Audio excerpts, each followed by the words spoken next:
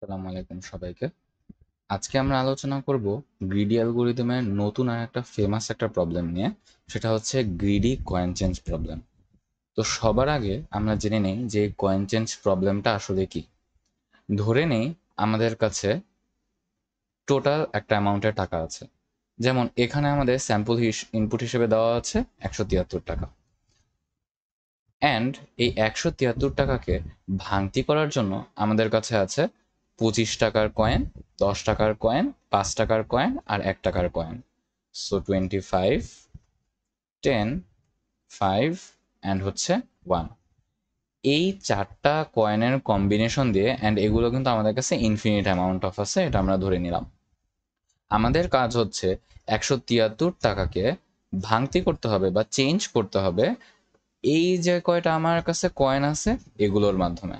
যেমন এই ক্ষেত্রে আমাদের আউটপুটটা তাহলে কি আসবে? যেমন এখানে আমরা একটু ছোট একটা ইনপুট নিয়ে যদি আমরা টেস্ট করি, যেমন আমাদের কাছে যদি থাকে 36 টাকা, অ্যান্ড এই 36 টাকাকে ভাঙতি করার জন্য আমার কাছে আছে 25 টাকার কয়েন, 10 টাকার কয়েন আর 1 টাকার কয়েন। তাহলে আমরা দেখেই বুঝতে পারতেছি যে আমার 25 টাকার কয়েন লাগবে হচ্ছে একটা, আর আমার 10 টাকার কয়েন লাগবে হচ্ছে আরো একটা, অ্যান্ড আমার 1 টাকার কয়েন লাগবে একটা।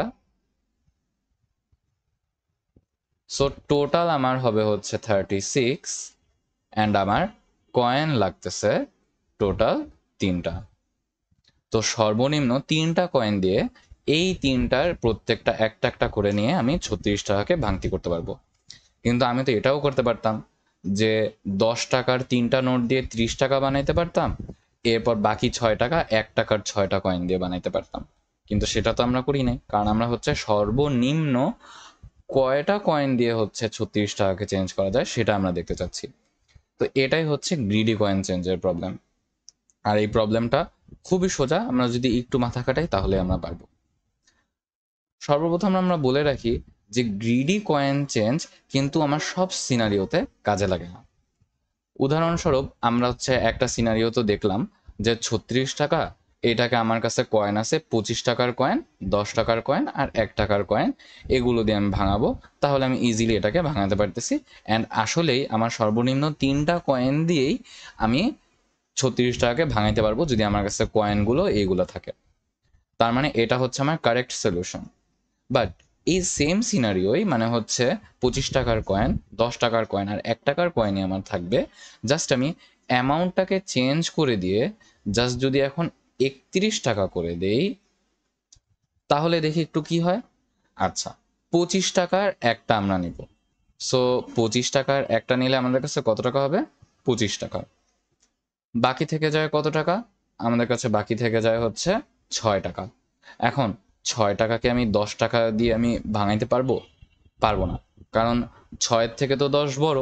সো আমরা 10 ক্যান্সেল, 10-এর আমরা কোনো একটাও ইউজ করতে পারবো না, তো 10 আমাদের ক্যান্সেল।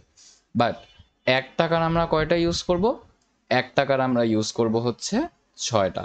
সো 1 টাকার 6টা ইউজ করলে 6 টাকা হবে। সো টোটাল আমাদের 25 আর 6 যোগ করলে কত হয়? 31। কিন্তু এখানে আমরা খেয়াল করে দেখি কয়টা কয়েন আমি ইউজ করলাম। আমি কয়েন ইউজ করলাম হচ্ছে টোটাল এক, 25 টাকার হচ্ছে একটা কয়েন ইউজ করলাম, আর 1 টাকার 6টা কয়েন ইউজ করলাম। টোটাল হচ্ছে আমার 60টা কয়েন আমি ইউজ করলাম। বাট এটাই কি আমার অ্যাকুরেট অ্যান্সার? আমরা যদি একটু খেয়াল করে দেখি, আমি যদি 10 টাকার 3টা কয়েন নিতাম, যে 10 টাকার আমি যদি 3টা কয়েন নিতাম, তাহলে কিন্তু আমার 30 টাকা হয়ে যেত। আর তারপর মাত্র 1 টাকার একটা কয়েন নিলেই আমি কিন্তু আরও 1 টাকা পেয়ে যেতাম, আর টোটাল আমার কাছে 31 টাকা হয়ে যেত। সো এইখানে কিন্তু আমার কয়েন লাগছে টোটাল 4টা। তার মানে এইখানে লাগছে 60টা কয়েন। এটা গ্রিডি অ্যালগোরিদম দিয়ে আমাকে দিছে, বাট আসলে কিন্তু আমার সর্বনিম্ন যত টাকা দিয়ে হচ্ছে এটাকে ভাঙানো যাইতো সেটা হচ্ছে 4টা কয়েন দিয়ে এটাকে ভাঙানো যাইতো 31 টাকাকে। তার মানে গ্রিডি অ্যালগোরিদম কয়েন চেঞ্জের ক্ষেত্রে সবসময় কাজ করতেও পারে, নাও করতে পারে। এটা আমার সিনারিওর উপর বেস করে হবে। সো আশা করি এই পার্টটা আমরা ক্লিয়ার হয়ে গেলাম। এবার আমরা আসি যে গ্রিডি অ্যালগোরিদমটা যখন কাজ করবে তখন আমরা এটাকে কিভাবে অ্যাপ্লাই করব। সো সর্বপ্রথম আমরা দেখে নিই যে এখানে 173 টাকা আছে। তো আমি 173 টাকা না দিয়ে আমি হচ্ছে আমার ওই 36 টাকা দিয়ে এটা করি। সো 36 টাকা, এটা হচ্ছে আমরা ধরে নিই এটা হচ্ছে আমাদের টোটাল অ্যামাউন্ট, যেটা সেটা হচ্ছে 136 টাকা। এবার আমাদের কাছে যে কয়েনগুলো আছে ধরে নিই সে কয়েনগুলো হচ্ছে 25,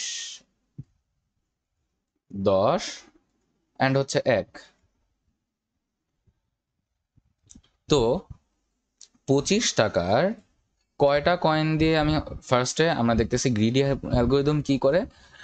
দেখো, সবচেয়ে যদি বেশি যেটা কয়েন ওটাই যদি নেয় না, যেমন আমার কাছে 101 টাকা ভাঙতি করতে বসে, আমার কাছে যদি 100 টাকার একটা নোট থাকে, আমি যদি ওইটা দিয়েই ফার্স্টেই ওটা চেলে দিই, ওইটাই যদি ফার্স্টে নিয়ে নিই, তাহলে কি আমার কম নোট লাগতেছে না? যে 100 টাকার একটা নোট একবার আমি নিয়ে নিলাম, আর 1 টাকা যোগ করলেই তো মাত্র দুইটা নোটে আমি 101 টাকা ভাঙতি করে ফেললাম। কিন্তু ধরো আমার কাছে 5 টাকার নোট আছে, সো 5 টাকার নোট এরকম করে আমার 20টা নোট লাগবে 100 টাকা বানাইতে। এরকম করে আমার 20টা নোট লাগলো 100 টাকা বানাইতে। এবার আমি আরো একটা 1 টাকার নোট যোগ করলাম। তাহলে বেসিক্যালি আমি বোঝাতে চাচ্ছি যে আমরা গ্রিডি অ্যালগরিদম কি চিন্তা করে, যে ও যদি সবসময় বেশিটাই নিয়ে নেয়, বড় বড় নোটগুলো নিয়ে নেয়, তাহলেই বুঝি কম নোট লাগবে। বাট এটা অলওয়েজ কাজে লাগে না আমাদের, এটা হচ্ছে কিছু কিছু সিনারিওতে কাজে লাগে। তো সর্বপ্রথম ও 25 দেখে ও গ্রিডি হয়ে যাবে, ও লোভী হয়ে যাবে। 25 টাকার নোটটা যতগুলো নেওয়া যায় ও ততগুলো নিয়ে নেবে। 25 টাকার নোট 25 দুগুণই তো 50, তাই আমরা তো 50 টাকা তো ভাঙাচ্ছি না, আমরা 50-এর থেকে কমই ভাঙাচ্ছি। তাই 25 টাকার নোট সে মাত্র একটা নিতে পারবে। আর একটা নিলে ওর কাছে 25 টাকা থাকলো, মানে 25 টাকা ওর হয়ে গেছে। এবার ও 10 টাকা নিতে চাবে, সব এর পরের বড়টা। এখন এর পরের বড়টা যে নিবে, ও একটা যদি 10 টাকার নোট নেয় তাহলে কিন্তু 35 টাকা হয়ে যাচ্ছে। সো ও এটা নিয়ে নিবে, একবারে একটা নিয়ে নিবে। এটার কি সে দুইটা নিতে পারবে? পারবে না, কারণ দুইটা নিলে তো 20 টাকা হয়ে যায়। 20 টাকা তো 36-এর সাথে 20 যোগ করলে তো 56 হয়ে যায়। না, 25-এর সাথে 20 যোগ করলে তো আমার 46 হয়ে যায়। সো আমরা তো 46 চাই না, আমরা তো চাই হচ্ছে 36। সো 25-এর সাথে আমরা হচ্ছে একটা 10 টাকার নোট যোগ করলাম, তাহলে আমাদের এখন কত টাকা হলো? 35 টাকা। 25 থেকে 35 টাকা হয়ে গেল। এবার 1 টাকার নোট, 1 টাকার নোট আমি হচ্ছে কয়েন কয়টা নিব? একটাই নিতে পারবো, কারণ আমার 36 টাকা বানানো লাগবে। সো 35 থেকে এবার যে 36 টাকায় জমা হয়ে গেল, ভাঙতি করা হয়ে গেল। অ্যান্ড এই হচ্ছে আমার গ্রিডি অ্যালগোরিদমের যে সিমুলেশনটা, এটা। এবার আমরা একটু এটার ডিটেলস সিমুলেশন দেখি আমার এই স্যাম্পল ইনপুট অ্যান্ড স্যাম্পল আউটপুটের জন্য। এখানে বলে দিছে আমার স্যাম্পল ইনপুট হচ্ছে 173 টাকা, অ্যান্ড আমার কাছে কয়েন কি কি আছে? 25 টাকার কয়েন আছে, 10 টাকার কয়েন আছে, 5 টাকার কয়েন আছে, 1 টাকার কয়েন আছে। সো আমার কাছে কয়েন আছে হচ্ছে 25 টাকার, 10 টাকার, 5 টাকার, 1 টাকার। অ্যান্ড আমি কাউন্ট নামে আলাদা একটা অ্যারে নিতে পারো তুমি, বা ভেক্টর নিতে পারো। সেখানে আমি স্টোর করে রাখছি কি, যে 25 টাকার কয়টা লাগতেছে, 10 টাকার কয়টা লাগতেছে, 5 টাকার কয়টা, 1 টাকার কয়টা লাগতেছে। ইনিশিয়ালি তো আমি হিসাবেই করি নাই, তো ইনিশিয়ালি যদি হিসাব না করি সবাই বাই ডিফল্ট আমরা 0 দিয়ে রাখলাম। এবার আমরা সিমুলেশনে আসি।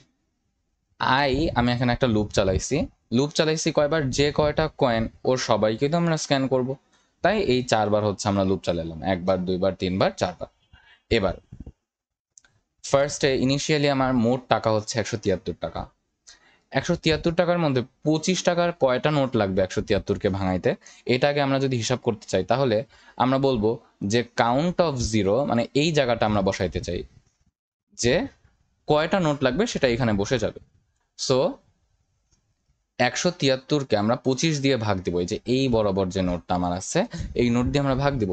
তাহলে ভাগ দিলে আমরা দেখবো আমাদের 6 পয়েন্ট কিছু একটা আসে। সো তাহলে আমার ইন্টিজারে আসে সেটা 6। সো 6। এখন তাহলে 173 যে টাকা, এখন আমি 173 টাকাই তো এখন আমার নাই। এখন আমার 173 আমার কেটে এখন কত টাকা হয়ে গেছে? 23 টাকা হয়ে যাবে। কেন? কারণ আমি 25 টাকা এরকম 6টা নোট তো নিয়েই ফেলছি। সো 25 টাকার 6টা নোট নিলে কত হয়? 150 টাকা হয়। সো 173 থেকে 150 বাদ দিলে 23 টাকা থাকে। সো এটা আমার নতুন এন, আমার নিউ এন হচ্ছে মাত্র 23 টাকা। এবার আমি এই 23 টাকার উপরে সেম অ্যাপ্রোচ অ্যাপ্লাই করব, যে এই 23 টাকাকে ভাঙাইতে আমি তো 25 টাকা নিয়ে কাজ করেই ফেলছি, তাই এবার 10 টাকার উপর আসবো, যে 25 টাকা 23 টাকাকে ভাঙাইতে 10 টাকার কয়টা নোট লাগে। সো 23 ভাগ 10, 2, মানে 2 টাকা নোট লাগবে আমার 10 টাকার। এখন 23 টাকা থেকে এই যে 10 টাকার 2টা নোট আমি নিলাম, তাহলে এই 10 টাকার 2টা নোটে কত হয়, 20 টাকা। সো 23 টাকা থেকে 20 টাকা বাদ দিলে 3 টাকা থাকে। এই 3 টাকার উপরে এখন আমি আবার নতুন করে কাজ করব।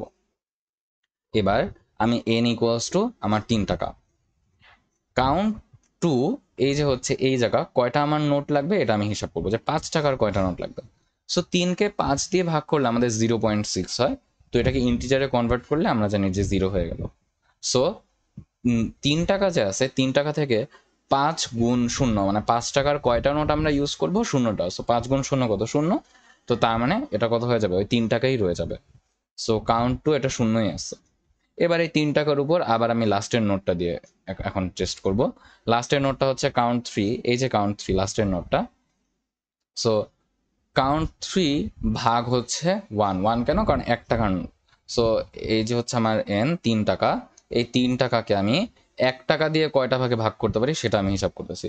সো 3 ভাগ 1 ইকুয়ালস টু 3। তো 3 টাকা থেকে আমি যদি 1 টাকার 3টা নোট নেই তাহলে হয় 3 টাকা। সো 3 টাকা থেকে 3 টাকা বাদ দিলে এখন আমার 0 টাকা থাকে। তার মানে আমার সব টাকা ভাঙতি করা শেষ, আর আমার কোনো কিছু করার নেই। তো এই সিমুলেশনটা যদি বুঝি, এটার আমরা এখন দেখব যে কাউন্ট 0, এই যে এখানে সব ইনিশিয়ালি কিন্তু 0 ছিল, বাট আমরা দেখতে পারতেছি যে কাউন্ট 0 এর মান কত হয়ে গেছে, 6। এই যে 6 হয়ে গেছে। কাউন্ট 1 এর মান এটা হয়ে গেছে কত, 2, এটা 0 থেকে 2 হয়ে গেছে। কাউন্ট 2, এই যে হচ্ছে ইন্ডেক্স নাম্বার 2। সো কাউন্ট 2 এর মান হয়ে গেছে কত, আমাদের 0 ছিল, ও 0ই আছে। অ্যান্ড কাউন্ট 3, ও 0 ছিল, ও হয়ে গেছে আমাদের কত, 3 হয়ে গেছে। অ্যান্ড এই টোটাল সবগুলো আমরা যদি যোগ করি তো আমরা দেখলাম 11 হয়। তার মানে আমার 173 টাকাকে এই কয়টা কয়েন দিয়ে ভাঙতি করতে আমার সর্বনিম্ন 11টা কয়েন লাগবে। অ্যান্ড এটার জেনারেল ফর্মুলা যদি আমরা দেখতে চাই, খেয়াল করে দেখে এখানে আমরা কি করছি, কাউন্ট 0, আই যখন 0, তার মানে এই আইটাই কি এখানে বসিয়ে দিলাম না। So count I equals to 173, 173 ভাগ 25 করছি। সো 173 কি, এই যে এন যেটা ছিল, সো এন মাইনাস 25টা কি এই বরাবর যে মানে যে ইন্ডেক্সে যে তোমার হচ্ছে কয়েনটা ছিল। সো কয়েনের ইন্ডেক্স কত, এটাও কত, 0 নাম্বার ইন্ডেক্স নিয়ে আমি কাজ করতেছি। সো কয়েন এখন আই তো 0ই চলতেছে, সো এখানেও হচ্ছে কয়েন্স অফ আই। সো এই লাইনটা এটা। আর নিচের লাইনে আমরা কি করলাম, আমাদের এন এর ভ্যালুটাকে আপডেট করতে হবে, কারণ 173 টাকা নিয়ে তো এখন আমি কাজ করবো না, এখন যেটা রেস্ট অফ দ্য টাকা ওইটা নিয়ে আমি আবার কাজ করবো। সো 173 মাইনাস 25 কোনটা আমার, 25 হচ্ছে কয়েন্সের 0 নাম্বার ইন্ডেক্স, মানে কয়েন্সের আই নাম্বার ইন্ডেক্স, গুণন 6, এই 6 কত, কাউন্টের 0 নাম্বার ইন্ডেক্স, আমি মাত্র উপরের লাইনে যেটা ক্যালকুলেট করে আসলাম, মানে কাউন্ট অফ আই। সো এই মাত্র এই দুইটা লাইন হিসাব করে আমরা বেসিক্যালি এই গ্রিডি অ্যালগরিদমের কোডটা আমরা লিখতে পারবো। সো চলো এবার আমরা হচ্ছে কোডে চলে যাই। ফার্স্টে আমাদের হচ্ছে লিখে নিতে হবে ইনক্লুড আইও স্ট্রিম। এবার আমরা মেইন মেথডে চলে আসি। মেইন মেথডে ফার্স্ট টাইম ইউজারকে বললাম যে আমরা কত টাকা ভাঙতি করতে চাই। সো ইন্ট, এটাকে আমি বড় হাতের এন এর মধ্যে স্টোর করে রাখলাম। সো আমি বললাম যে এন্টার দ্য অ্যামাউন্ট ইউ,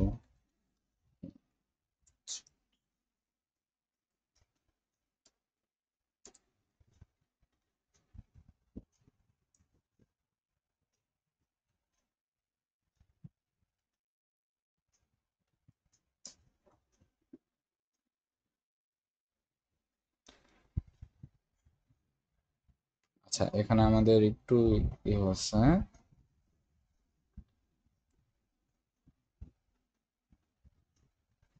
আচ্ছা আমরা ইউজিং নেম স্পেস এসটিডি দিতে ভুলে গিয়েছিলাম। সো আমি এন এর মানটা ইনপুট নিয়ে নিলাম। এবার হচ্ছে আমরা জিজ্ঞেস করবো ওকে যে কয়টা তোমার কাছে কয়েন আছে, এই যে কোন কোন কয়েন দ্বারা তুমি হচ্ছে বেসিক্যালি এই চেঞ্জটা করবা। সো তার জন্য আমি ওকে আগে জিজ্ঞেস করিনি যে কয়টা কয়েন। সো হচ্ছে এটাকে আমি ইন্ট এম এর মধ্যে নিতে পারি। সো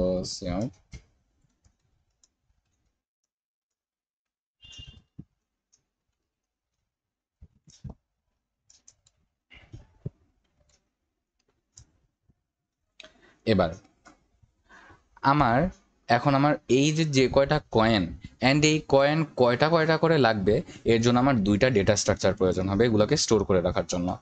সো আমি এই দুটাকে আমরা অ্যারে ইউজ করতে পারি, ভেক্টর ইউজ করতে পারি, লিঙ্ক লিস্ট ইউজ করতে পারি, অনেক কিছু ইউজ করতে পারি, আমরা লিস্ট ইউজ করতে পারি। সো এই ক্ষেত্রে আমি ভেক্টর ইউজ করব। তো আমি দুইটা ভেক্টর নিচ্ছি, একটা নিব হচ্ছে কয়েন্স আর একটা হচ্ছে কাউন্ট। সো আমি দুইটা ভেক্টর নিব।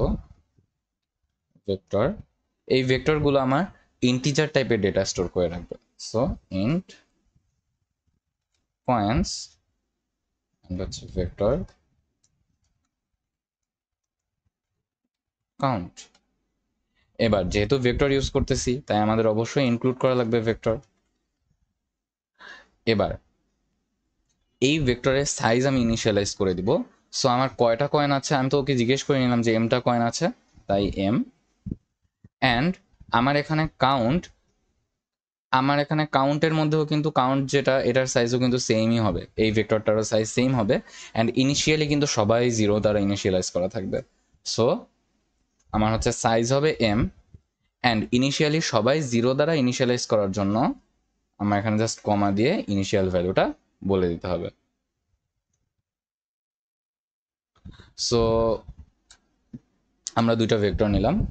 এবার ভেক্টর নেওয়ার পর আমার এই যে কয়েনগুলো, ওই কয়েনগুলো আমার ইউজারের কাছ থেকে ইনপুট নিয়ে এই কয়েন্স এই ভেক্টরের মধ্যে স্টোর করে রাখতে হবে। সো আমরা ইনপুট নিব।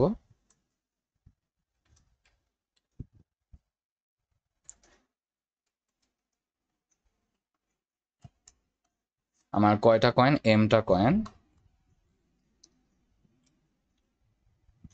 So C in coins of I. ব্যাস, আমি ইনপুট নিয়ে নিলাম। এবার ইনপুট নেওয়ার পর এখানে একটা জিনিস, যদি আমার এই কয়েনগুলো যদি আমার অ্যাসেন্ডিং অর্ডারে বা ডিসেন্ডিং অর্ডারে সর্ট না করা থাকে বা কোনো কিছুতে সর্ট না করা থাকে, তাহলে কিন্তু আবার গ্রিডি অ্যালগরিদম কাজ করবে না। তাই এখানে তো আমাদের যে কোশ্চেনে কিন্তু আমাদের এমনভাবেই দেওয়া ছিল ইনপুটটা যে 25, 10, 5, 1, ও কিন্তু ডিসেন্ডিং অর্ডারে সর্ট করেই দেওয়া আছে। আর আমরা জানি আমরা গ্রিডি অ্যালগরিদমে সবসময় কয়েন চেঞ্জের প্রবলেমের ক্ষেত্রে বড় নোটটা আগে চুজ করতে চাই, তার মানে আমরা ডিসেন্ডিং অর্ডারে সর্ট করতে চাই। তো আমরা যদি ডিসেন্ডিং অর্ডারে ইনপুটটা দেই তাহলে তো হলোই, আর যদি আমরা না দেই তাহলে কিন্তু আমার বেসিক্যালি ওকে ডিসেন্ডিং অর্ডারে সর্ট করে নিতে হবে। সো আমরা ধরে নিলাম যে আমাদের এটা ডিসেন্ডিং অর্ডারেই হচ্ছে আমরা ইনপুটটা দেওয়া আছে। সো এরপর হচ্ছে আমরা আমরা গ্রিডি জাস্ট অ্যালগরিদমটা শুরু করব। সো আমরা এবার আমাদের গ্রিডি অ্যাপ্রোচটা দেখি। গ্রিডি অ্যাপ্রোচ হবে হচ্ছে এখন আমার গ্রিডি অ্যাপ্রোচ শুরু করার আগে আমরা খেয়াল করে দেখব আমাদের প্রবলেমে কিন্তু এটাও বলতে হবে যে টোটাল কয়টা কয়েন আছে। সো টোটাল কয়টা কয়েন আছে গুনার জন্য আমি হচ্ছে একটা ভেরিয়েবল নিয়ে নেব, ইন্ট টোটাল, যেটাকে আমি ইনিশিয়ালি জিরো দ্বারা ইনিশিয়ালাইজ করাবো। এবার আমরা একটা ফর লুপ চালাবো। So for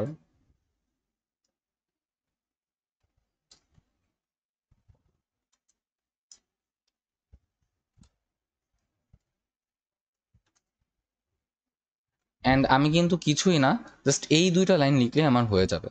so count of I equals to আমার বর্তমানে যে এন আছে, সো এন ভাগ কয়েন্স অফ আই শেষ। অ্যান্ড আমার এনটাকে মাইনাস করতে হবে। So N equals to N minus আমার যে কয়েন্স অফ আই আছে, যে ধরো 25 টাকার যে কয়েন, ও গুণ হবে 25 টাকার কয়টা লাগছে। So count of I. ব্যাস, শেষ। এবার আমি হচ্ছে শেষে যেও গুনতে পারতাম, যেমন আমি সব এগুলো যদি আমার হয়ে যায় তারপর আমি কিন্তু এই জায়গায় একটা ফর লুপ চালায় গুনে ফেললেই কিন্তু হয়ে যেত যে 6+2+3। কিন্তু কেননা আমরা এটা করি যে যখন আমি এইখানে আমার কয়টা কাউন্ট জামে লাগতেছে, যে 25 টাকার কয়টা কয়েন লাগতেছে, এটাকে এই ফর লুপের মধ্যে একবার এই টোটালের মধ্যে ঢুকায় ফেলি, তাইলে আমার পরে যায় আর ফর লুপ চালানো লাগলো না। সো এখানেই আমি করে দিলাম যে total plus equal count I.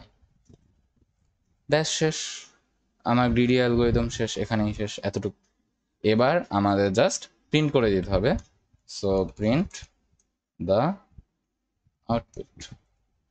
So আমরা যদি আউটপুটটা প্রিন্ট করে দেই, ফর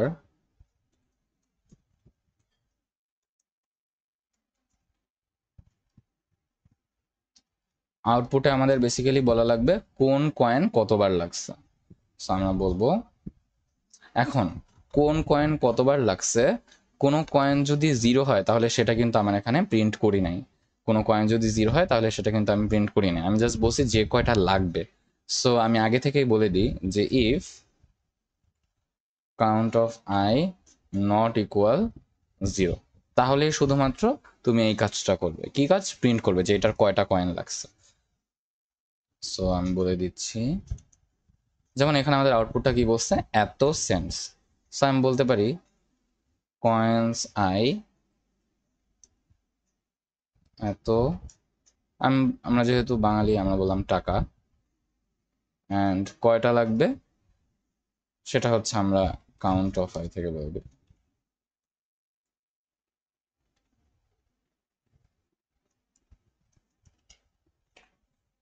সো 25 টাকা এতটা, এরকম করে হচ্ছে আউটপুটটা আসবে। অ্যান্ড এরপর হচ্ছে আর তো কিছু করবে না সে, অ্যান্ড হচ্ছে ফর লুপ থেকে বের হয়ে সে আমাদের টোটাল যে কয়টা কয়েন লাগছে সেটাও হচ্ছে সে আমাদের প্রিন্ট করে দিবে। সো টোটাল, এখানে সে আমাদের টোটাল যে আমাদের ভেরিয়েবলটা আছে সেটাকে প্রিন্ট করে।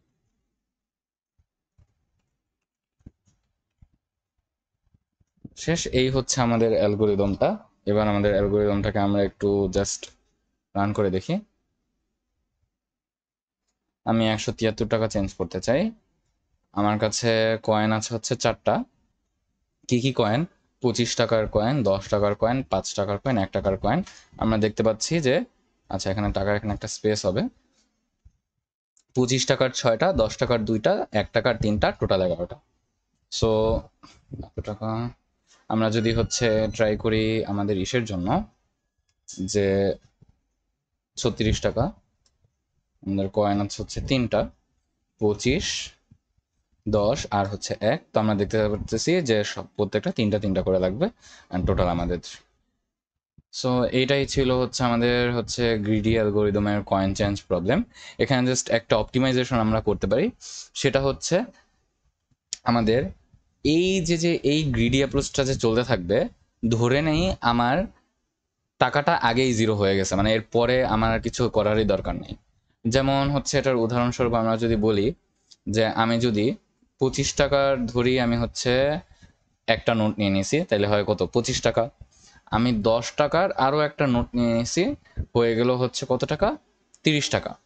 সো আরও একটা নোট নিয়েছি, হয়ে গেল আমার কত টাকা? 35 টাকা, 35।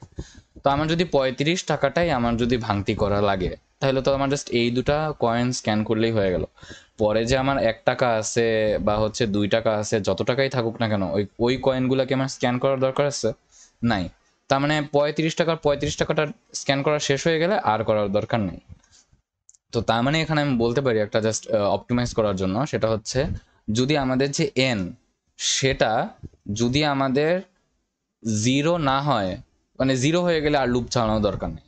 যদি 0 না হয় তখনই যাতে এই লুপগুলো আর কি চলতে থাকে। সো এখানে আমি অ্যান্ড দিয়ে জাস্ট আর একটা শর্ত আমি জাস্ট অ্যাড করে দিলাম, যে আমাদের যে টাকাটা ওইটা যতক্ষণ না 0 হয় ততক্ষণ এই লুপটা চলবে। ওই 35 টাকা যদি আমার ভাঙতি করা অলরেডি হয়ে যায়, মানে ওটা এন তো লাস্টে যায় 0 হয়ে গেল, এখন মানে 0 টাকার উপর কাজ করা বাকি আছে। সো ওইটা যদি 0 হয়ে যায় তাহলে যাতে লুপ থেকে বের হয়ে যায়। যদিও এম কিন্তু এখনো বাকি, মানে এম ধরো যে কয়টা কয়েন আমার আছে, আরো সামনে আরো যে 2টা কয়েন আছে সেটা। সো আশা করি এখন আমরা এই প্রবলেমটা সলভ করতে পারবো। সবাইকে ধন্যবাদ, ভালো থাকবেন, সুস্থ থাকবেন, আসসালামু আলাইকুম।